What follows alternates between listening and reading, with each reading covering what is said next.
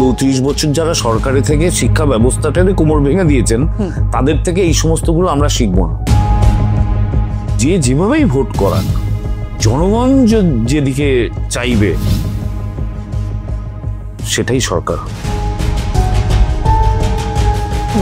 তারা কি বললেন সেটার গুরুত্ব দেব না। নিজেদের ছেলে মেয়েদের ইংলিশ মিডিয়াম স্কুল পড়িয়ে বাংলার সমস্ত বাচ্চাদের অ আ ক খ পড়িয়েছেন, একটু এবিসিডি শেখান নেই, সেটা তুলে দিয়েছেন, মূর্খ করে রেখেছেন, পরিকল্পিত এগুলো। বলছেন নতুন সূর্য আসবে, আর সূর্য আসবে না, যে সূর্য ডুবেছে ওই সূর্য ওখানেই থাকবে। একেবারে এসআইআর এর জন্য যে মিছিল, সেই মিছিল থেকে কিন্তু কাশ্মীর মাঙ্গে আজাদি, প্যালেস্টাইন মাঙ্গে আজাদি, এই স্লোগান। এগুলোর মানে কি বুঝতে পারছেন না? এটা ভারতবর্ষের কোন নাগরিকের এই কথাগুলো আসে?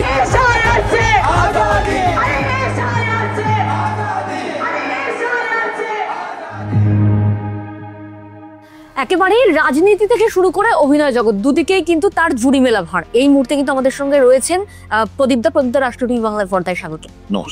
দুটো দিক ব্যালেন্স করে, একেবারে একদিকে অভিনয় এবং অপরদিকে রাজনীতি, দুটো দিক ব্যালেন্স করে এই মুহূর্তে লাইফ কেমন চলছে? না, ব্যালেন্স করে একসময় চলতে হতো, এখন ব্যালেন্স করে চলতে হচ্ছে না, এটা হচ্ছে জানিয়ে রেখে। কারণ আগে অভিনয়ের কাজটাও ছিল, সঙ্গে রাজনীতিটা তো মন থেকেই করতাম, সেটাও ছিল। তো এই মুহূর্তে অভিনয়ের কাজটা এত পরিমাণে নেই যে ব্যালেন্স করতে হচ্ছে না, অসুবিধা হচ্ছে। প্রথমে যে প্রশ্ন করবো, যখন রাজনীতির বিষয় নিয়ে এত ইন্টারেস্টেড, তো রাজনীতির বিষয়ে প্রশ্ন করব।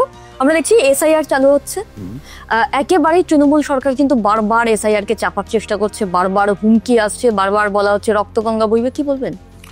না দেখুন, মানে আমাদেরকে একটা জিনিস ভাবতে হবে, যখন সিপিএম সরকার ছিল এই রাজ্যে, সেই সময় মমতা ব্যানার্জি একজন এমপি ছিলেন। তিনি মোস্ট প্রবাবলি 2004 কি 2005 সংসদে স্পিকারের দিকে কিছু কাগজ ছুঁড়ে বলতেন যে এই রাজ্যে সিপিএম এত পরিমাণ ভুয়ো ভোটার লিস্টে নাম রেখেছেন যে তার ফলে প্রচুর ভুয়ো মানুষ এই রাজ্যে রয়ে গেছেন বা তারা ভোটাধিকার পাচ্ছেন। এর বিরোধিতা করে উনি স্পিকারকে কিছু কাগজ ছুড়ে দিয়েছিলেন সেই সময়, কিন্তু সেই সময় তিনি সরব ছিলেন, এই যেন এসআইআর হয়, এই রাজ্যে ভোটার লিস্ট যেন সংশোধন হয়। সেই মানুষটি যখন মুখ্যমন্ত্রী হয়ে গেলেন, তখন এই এসআইআর বা ভোটার লিস্ট সংশোধনের বিরুদ্ধে চলে গেলেন। তার মানে সিপিএম যে ফলটা ভোগ করছিল, সেই ফলটা কি এখন এই সরকার ভোগ করছে, আমার প্রশ্ন। আর যদি ফলটা ভোগ করেই থাকে তাহলে তো বিরোধিতা আসবে। আর যদি ভারতবাসী হয়ে দেশের কথা ভাবা হয়, তাহলে যে বৈদেশিক মানুষজনগুলো যাদের ভোটাধিকার পাওয়া উচিত নয়, তারা এই দেশের গণতন্ত্রের একজন প্রতিনিধি হবেন, এটা তো মেনে নেওয়া যায় না। আমরা এই এসআইআর করার আগেও আমরা দেখেছি বিভিন্ন জেলায় যে পাকিস্তানি উগ্রপন্থী বা বাংলাদেশের কোনো উগ্রপন্থী সংগঠনের কোনো মানুষ এ রাজ্যে আছে। তাহলে সেই মানুষগুলো তো এখানকার ভোটাধিকারও পেয়ে গেছে কিছু কিছু জায়গায়। ইভেন এমনও দেখা গেছে বাংলাদেশের নাগরিক এ রাজ্যের পঞ্চায়েত প্রধান। তাহলে সুতরাং এই সরকার তো সেই মধুটা খাচ্ছে, সেই জন্যই বিরোধিতা। একেবারে বিরোধিতার জায়গা থেকে আর একটা প্রশ্ন করবো যে এতদিন পর্যন্ত মুখ্যমন্ত্রী একটা রিদমে চলতেন, ঠিক আমরা দেখেছি 2011 থেকে 19 পর্যন্ত মুখ্যমন্ত্রীকে কিন্তু এসআইআর বা এনআরসি নিয়ে কোনো কথা বলতে দেখা যায়নি। ঠিক 19-এর পর থেকে বিরোধিতা শুরু। না, উনি তো এখন তো হাওয়া তো পরিষ্কার, বাংলার মানুষ এই সরকারকে আর চাইছেন না। এই সরকারের যতগুলো মানে ডিপার্টমেন্ট আছে, সব ডিপার্টমেন্টই করাপশনে একদম টইটুম্বু, গলা অব্দি ডুবে আছে। সুতরাং মানুষ তো বুঝে গেছে না যে এই সরকার কতদূর কি করতে পেরেছে আর আগামীতেও কতটা কি করতে পারবে, বা তাদের মাথায় কতটা, মানে জনগণের মাথায় কতটা কাঁঠাল ভেঙে খাওয়া যেতে পারে। তা সেই কাঁঠাল ভাঙার দিন তো শেষ হয়ে গেছে, মানুষ বুঝতে শিখে গেছে। সেই জন্যে মানুষ যখন চারিদিকে সরকারের বিরুদ্ধচারণ করছে, সেই সময় উনি বুঝতে পেরেছেন এই অনৈতিক ভোট ব্যাংকটাই ওনার হয়তো মূলধন, সেই জন্যই আরো বেশি করে বিরোধিতা। আচ্ছা, সত্যি কি বাংলার মানুষ এই সরকারকে চায় না? দুর্নীতি তো এর আগেও আমরা দেখেছি, 2011-র পর থেকেই দুর্নীতি শুরু হয়েছে। দেখুন, সত্যি কি বাংলার মানুষ চায় না? এই যে প্রশ্নটা করলেন, আমি আপনি মিলেই কিন্তু বাংলার মানুষ। তা কিছু মানুষ তো আছে এই চুরি চুরির ফল খাচ্ছে, সেই মানুষগুলো তো চুরিটাকেই পেশা বানিয়ে নিয়েছে, ফলে তাদের জন্য তো স্বর্গরাজ্য। তা তারা তো চান যে এই সরকার থাকুক, কিন্তু বেশিরভাগ মানুষ যারা আম জনতা, যারা খেটে খাওয়া মানুষ, যারা বুদ্ধি সম্পন্ন মানুষ, যারা তাদের ভাতায় চলতে চায় না, যারা সামান্য হলেও নিজের রোজগারে টাকা রোজগার করে তার সংসার চালাতে চায়, সেই মানুষগুলো আর চাইছে না। সেই মানুষের সংখ্যাই বেশি, সেই মানুষ এই 26-এ সরকার পাল্টে দেওয়ার জায়গায়। আচ্ছা, পশ্চিমবঙ্গের বুকে এখনো পর্যন্ত ফেয়ার ভোট কি কখনো হয়েছে বা হবে বলে মনে করছে? 26-এ তো SIR করা হচ্ছে যাতে ফেয়ার ভোট হয়, কতটা আশাবাদী যে ফেয়ার ভোট আমরা পাবো 26-এ? দেখুন, 21-এ কি ফেয়ার ভোট হয়নি? তার আগেও কি ভোট হয়নি? দেখুন, ভোট ফেয়ার যারা সরকারে থাকেন তারা তো তাদের মতো করে একটু ভোট রাজনীতির মধ্যে দিয়ে ভোট পদ্ধতিটা নিয়ে গেছেন এতকাল যাবত। এবার দেখা যাক নির্বাচন কমিশন কিভাবে ভোট করান, তার উপর নির্ভর করবে। কিন্তু আমি যেভাবেই ভোট করাক, জনগণ যেদিকে চাইবে সেটাই সরকার হবে। জনগণ যদি না চায় তৃণমূলকে, তাহলে তৃণমূল থাকবে না। জনগণ যদি না চায় বিরোধী কোনো দল আসুক, তাহলে বিরোধী কোনো দল আসবে না। আলটিমেট সেই জনগণ, ওই মুষ্টিমেয় কয়েকজন যারা সুবিধাভোগী, তাদের দিয়ে কিন্তু পশ্চিমবঙ্গটা নয়। 21শে জুলাই ভরা মঞ্চ, ভরা সভা সব মেনে নিলাম, তার মানে সেটা পশ্চিমবঙ্গ নয়, এটা মানতে হবে। কিন্তু আমরা তো দেখেছিলাম গত বছর যখন ভোট এসেছিল, তার আগেও বিজেপির তরফেও বলা হয়েছিল আপকি বার 400 পার। সেখানে দাঁড়িয়ে তো একেবারে না, দেখুন না আপকি বার 400 পার, মানে আমরা যারা মানে পরীক্ষা দিই, পরীক্ষা দিয়ে তো আমরা একটা এক্সপেক্ট করি যে এটা হবে এইটা হবে। সেই এক্সপেক্টটা কিছু, মানে এক্সপেকটেশনটা কিছু জায়গায় ভুল হয় বা কাউন্টে ভুল হয়, সেটা হতেই পারে। আর এক্ষেত্রে তো ওই অর্থে পরীক্ষা দেওয়া না, এই অর্থে মানুষের মনের জায়গা, মানুষ মনে কি চাইছেন সেটা হচ্ছে সব থেকে বড় কথা। আমি আজকে সব বলে দিলাম, এই যে দিদি এত বলছেন যে এইবার এই হবে, অভিষেক বাবু বলছেন আমরা এতটা পাবো, তা সেটা তো সবটা মানুষের উপর। এতটা পাবো আমিও জোর করে বলতে পারি না, সেটা আর কেউ জোর করে বলতে পারে না। যিনি জোর করে বলছেন তিনি ভেবেই বলছেন। একেবারে আমরা দেখছি যে SIR কিন্তু মানুষের মনে একটা ভয় সৃষ্টি করেছে এবং বিভিন্ন জায়গায় মানুষের বিভিন্ন মৃত্যুর খবর উঠে আসছে। আমরা দেখলাম খড়দাতেও কিন্তু মৃত্যুর খবর, SIR এর জন্য একেবারে সুইসাইড পর্যন্ত করলেন ব্যক্তি। আপনার মনে হয় এটা সত্যি ঘটনা? এটা SIR সবে ঘোষণা হয়েছে, সেটা কি হচ্ছে না হচ্ছে, তার ফল কি, কিছুই জানলাম না, তার আগে আমি সুইসাইড করে বসলাম। কি কারণে? ওনার ব্যক্তিগত কারণে বা ব্যক্তি, মানে এর আগেও কিন্তু একই রকম ঘটনা দেখা গেছে কলকাতার বিভিন্ন জায়গায়, এবং সোনারপুরের যে ঘটনা ঘটেছিল, একজন ব্যক্তি তিনি কিন্তু বাড়িতে বলেছিলেন, দুদিন আগেও বলেছিলেন যে SIR হলে আমার নাম বাদ চলে যাবে, আর ঠিক তার দুদিন পরেই কিন্তু তার মৃত্যু, সুইসাইড করেছিলেন তিনি। দেখুন, আমি একটা কথা বলি, এই যে ঘটনাগুলো ঘটছে এগুলো মানে একটাও আমার মনে হয় সত্যি ঘটনা নয়। তার কারণ আমি একটা উদাহরণ আপনাকে দিয়ে দিই। কোভিডে যখন মারা যাচ্ছিল মানুষজন, তখন সেগুলো একটাও কোভিড দেখানো হয়নি, কোমরবিডিটি দেখানো হয়েছিল। তাহলে সেই ক্ষেত্রে দেখানো হচ্ছে না, আবার এই ক্ষেত্রে কেউ মারা গেলে সেটা SIR এর খাতায় ঢুকে যাচ্ছে, মানেটা কি? এটা পরিষ্কার। এবং আমরা দেখছি যে যেখানে খড়দা যে ব্যক্তি মারা গেলেন, তার বাড়িতে কিন্তু অভিষেক বন্দ্যোপাধ্যায় পৌঁছে যাবে। সবাই যাক, অসুবিধা নেই। রাজনীতি হচ্ছে, আপনি সাধারণ মানে বুদ্ধি দিয়ে আপনি একটা কথা বলুন। আপনাকে আমি বললাম আপনার যা কাগজপত্র আছে সেগুলো আপনি রাখবেন, আপনি সেগুলো আবার পুনর্বিবেচনা হবে বা আবার নতুন করে যাচাই পদ্ধতিতে আবার লিস্টটা উঠবে। তো উনি যে বয়সের মানুষ, আশা করি 2002 সালে উনি ভোটটা দিয়েছেন, তা জলের মতো তো পরিষ্কার। 2002 সালে যার ভোটার লিস্টের নাম আছে, তার এবারে ভোটার লিস্টে নাম থাকতে তার কোনো সমস্যা থাকার কথা না।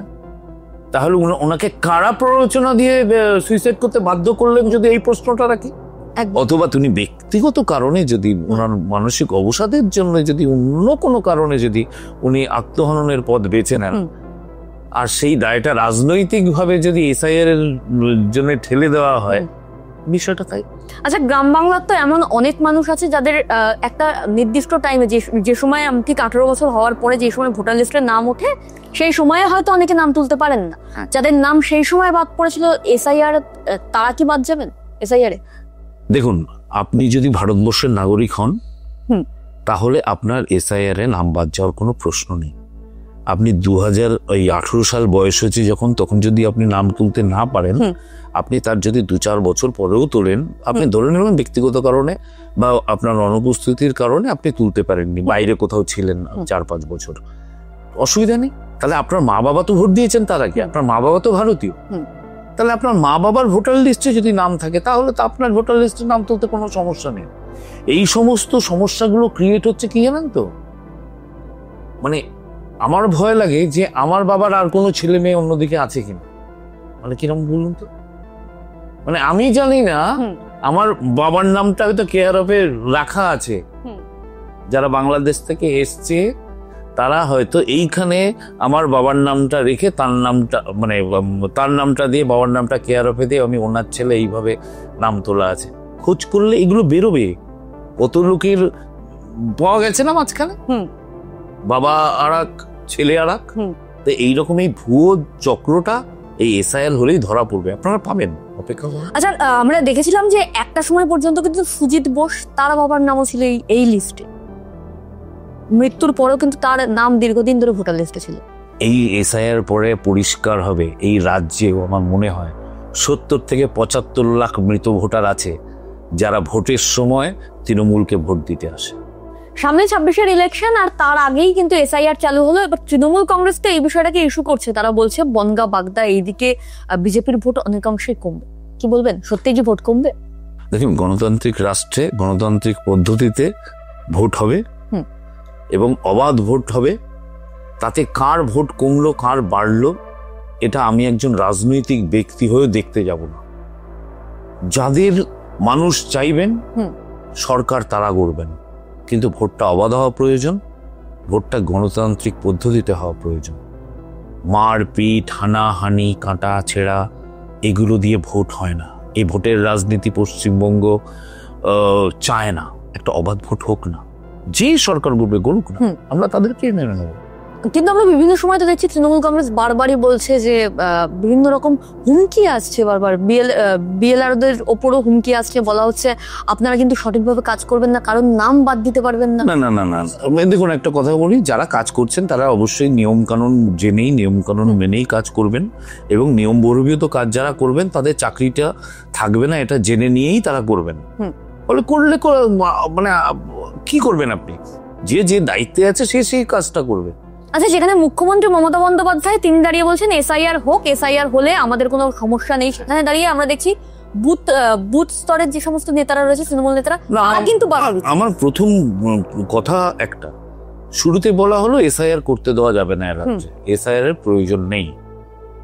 তারপরে বলছেন যে এসআইআর হলে অসুবিধা নেই, কিন্তু একটা বৈধ নাম কাটা গেলে 1 লক্ষ লোক নিয়ে দিল্লি যাবেন, এখানে রক্তগঙ্গা বইবে, অনেক কিছু। কিন্তু ওনারা একটা দাবি কেন করছেন না, যে একটা অবৈধ ভোটার যেন ভোটার লিস্টে না থাকেন? এই দাবিটা তো সব রাজনৈতিক দলের হওয়া উচিত, যে একটা অবৈধ ভোটার যেন ভোটার লিস্টে না থাকে। না, এই দাবিটা তো বিজেপির তরফেও করা হচ্ছে না, কখনোই বলা হচ্ছে না যে মৃত ভোটার আমরা তো চাইছি মৃত ভোটার থাকবে না, অবৈধ ভোটার থাকবে না, একদম পরিষ্কার যারা ভারতীয় তারা ভোটার লিস্টে নাম থাকবে, তারা গণতন্ত্রের একজন প্রতিনিধি হবে। আচ্ছা, দীর্ঘদিন ধরে যারা বাংলাদেশ থেকে ভারতের বুকে এসছেন, যারা হয়তো শরণার্থী হয়ে এসছেন, তাদের জন্য কি ব্যবস্থা করা হবে? এই মুহূর্তে দাঁড়িয়ে তো তাদের ভোটার লিস্টে নাম তোলা পসিবল নয়, তবে তাদের জন্য কি করা? না, দেখুন, তাদের জন্য তো সিএএ আছে, তাহলে ফর্ম ফিল আপ করুক, গভর্নমেন্ট তাদের জন্য ভাববেন, মানে কেন্দ্রীয় সরকার তাদেরকে নিশ্চিত সময় দেওয়া হবে, তারপরে তাদের নাগরিকত্ব দেওয়া হবে কিনা সেটা সরকার বিবেচনা করবে। এবং আমরা কিন্তু এই ঘটনাও দেখেছি যে একেবারে বনগাঁ সংলগ্ন যে এলাকা ঠাকুরনগর, সেখানে কিন্তু সিএ ক্যাম্প বসানো হয়েছিল এবং সেই ক্যাম্প নিয়েও কিন্তু একটা দ্বিমতের সৃষ্টি হয়েছিল এবং সেটা বিজেপির মধ্যে।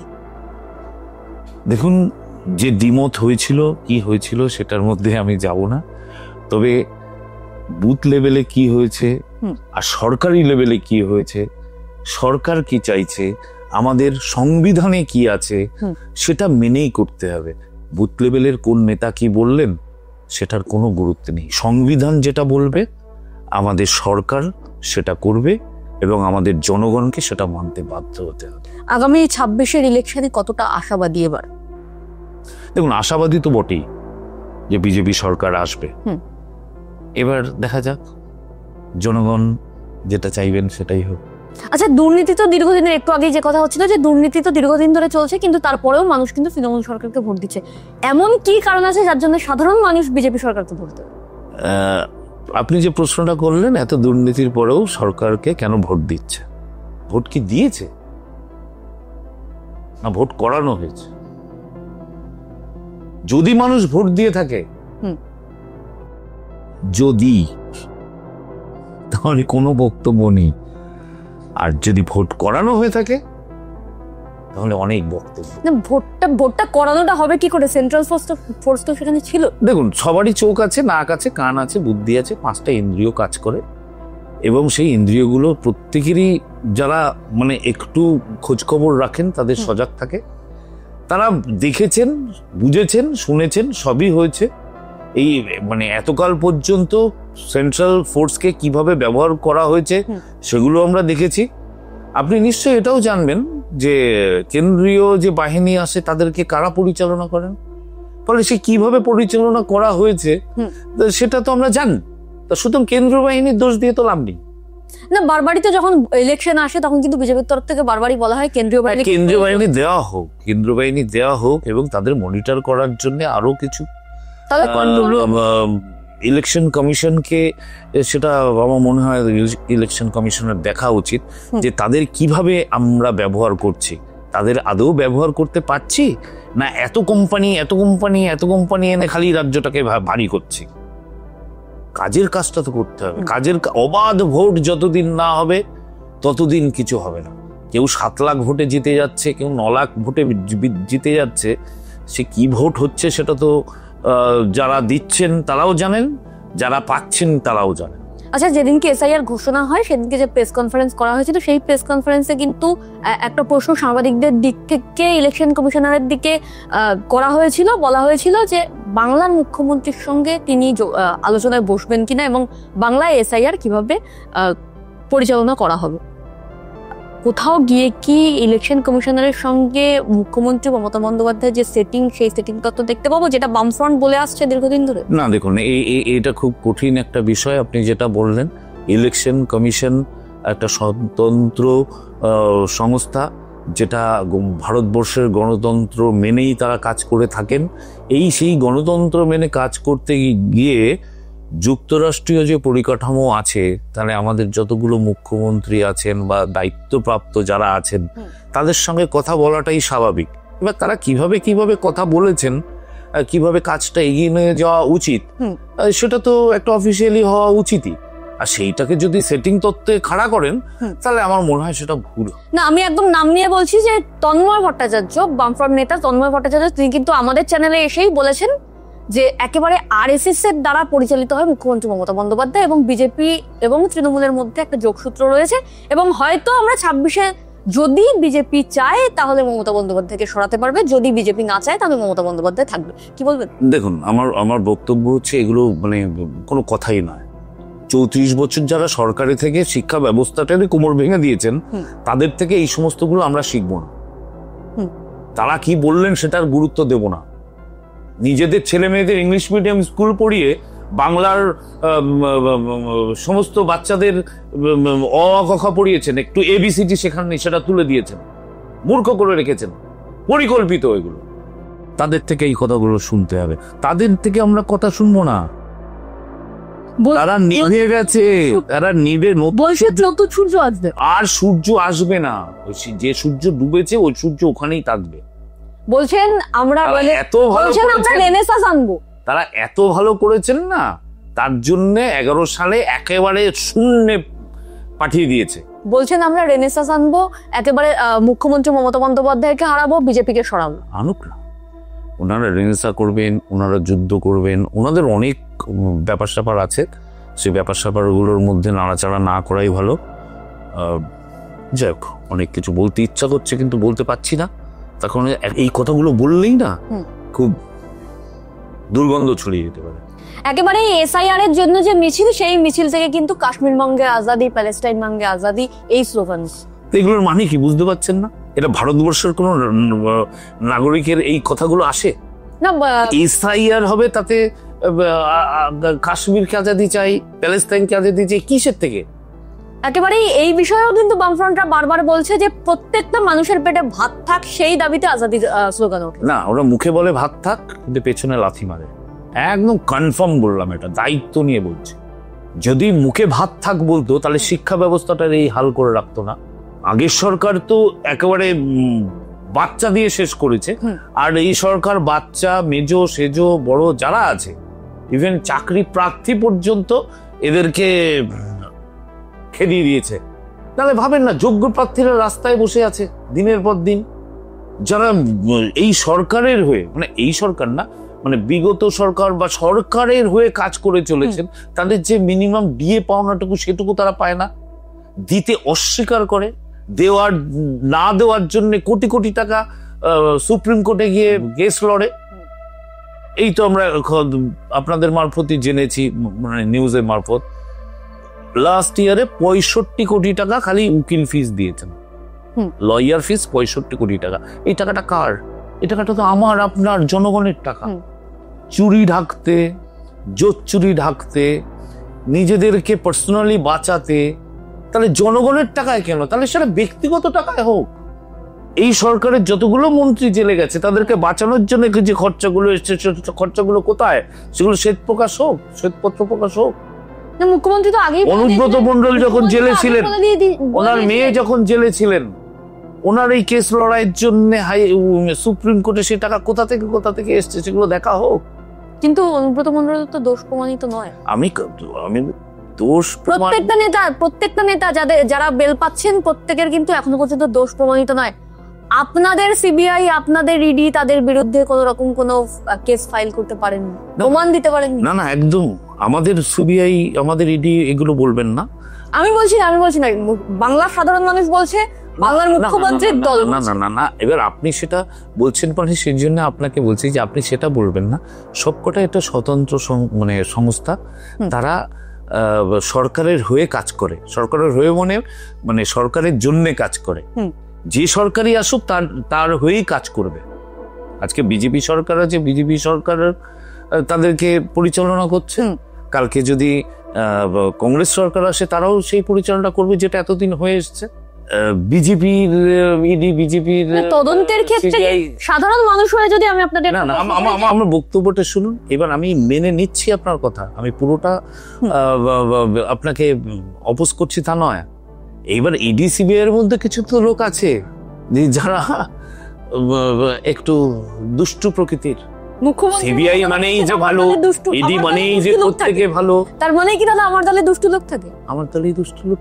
মুখ্যমন্ত্রী যেমন বলেছিলেন যে আমার দলে যারা আছে তারা দুষ্টুমি নয় মিষ্টুমি করে, তেমনই কি আপনিও? না না, আমি বলিনি। আমি বলেছি সিবিআই ইডিতেও দুষ্টু লোক আছে, মানে বদ মতলবের লোক আছে, যারা সত্যিটাকে সত্যি বলতে সেখানে কিছু টাকা বা কিছু পাওনা বা হোয়াট এভার, আপনাকে দেখে আমি ব্যাপারটাকে মিটিয়ে নিলাম, সব রকমই হতে পারে। সবসময় যে টাকা পয়সা দেনা পাওনা এটা নয়, কিছুটা পুরস্কারও দেওয়া হতে পারে।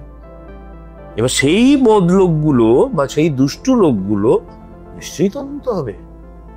কোনো কেসটাই কিন্তু এখনো শুরু হয়নি।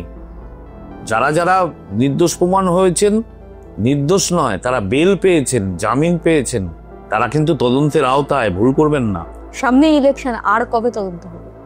ইলেকশনের সঙ্গে তদন্তের কি সম্পর্ক আছে? মানে আপনি কি এটা প্রমাণ করতে চাইছেন যত ইলেকশন আসবে ধরপাকড় করে এদেরকে ঢুকিয়ে গেলে সুবিধা হবে? এমনটাই তো বলছে। কি বললো সেটা না, বিজেপি এটা চায় না। বিজেপি একটা জিনিসই চায়, সেটা হচ্ছে সহজ একটা ভোট হবে, অবাধ ভোট হবে, সাধারণ মানুষ সেখানে অবাধে ভোট দেবে, তাতে যে রেজাল্ট আসবে সেটাকে আমরা মাথা পেতে নেব, অন্য কেউ নেবে কি না নেবে আমরা জানি না। কিন্তু বর্তমানে বাংলার যা হাওয়া, চুরি জোচ্চুরির যা আস্ফলন দেখা যাচ্ছে, তাতে এই সরকারকে মানুষ আর চাইছে না, এটুকু পরিষ্কার। ধন্যবাদ দাদা। আমরা কথা বলে নিলাম প্রদীপ দার সঙ্গে। আমরা ফিরবো খুব তাড়াতাড়ি, ততক্ষণ সঙ্গে থাকুন, দেখছেন রাষ্ট্র টিভি বাংলা।